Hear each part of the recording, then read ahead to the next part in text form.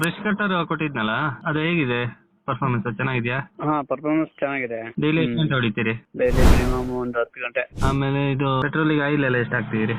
ಪೆಟ್ರೋಲಿಗೆ oil 50 ml ಹಾಕುದು. Clean ಒಂದೇ kick start ಆಗ್ತದೆ. ಯಾವ ನಿಲ್ಸಿ ಯಾವಲ್ಲ ಆಫ್ ಮಾಡಿ ಮತ್ತೆ ಪಟ್ಟ ಎಳೆರಿ ಕೂಡ್ಲೆ ಸ್ಟಾರ್ಟ್ ಆಗ್ತದೆ. ಹೀಟ್ ಏನಾಗಲ್ಲ. 50 ml ಆಯಿಲ್ ಹಾಕೋದ್ರಿಂದ. ಸ್ಪೀಡ್ ಹೆಂಗಿದೆ? ಸ್ಪೀಡ್ ಒಂದೇ ಲೆಕ್ಕ.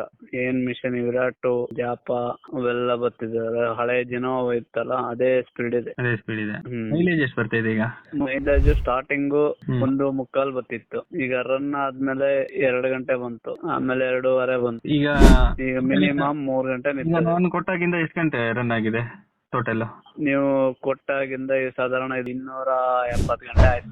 270. ಓಕೆ. ಈಗ ನಿಮ್ಗೆ 2.5 ಗಂಟೆ ಮೈಲೇಜ್ ಒಂದು 200 ಗಂಟೆ ಮೇಲ್ ಬಂದಿದ್ದ? ಅದ್ರ ಒಳಗೆ ಬಂತ? ಅದ್ರ ಒಳಗೆ ಬಂದಿದೆ. ಏನು ಸರ್ವಿಸ್ ಏನು ಮಾಡಿಲ್ಲ ಅಲ್ವಾ ಇಷ್ಟ ತನಕ? ಸರ್ವಿಸ್ ಏನು ಮಾಡಿಲ್ಲ. ಆಯಿಲ್ ಯಾವ್ದು ಹಾಕ್ತೀರಿ ನೀವು? ನಾವು ಸರ್ವ ಆಯಿಲ್.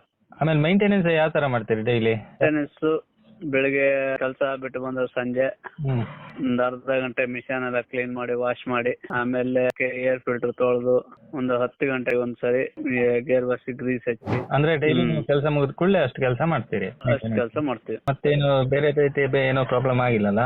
ಇಲ್ಲ ಯಾವ ತರದ ಪ್ರಾಬ್ಲಮ್ ಇಲ್ಲ.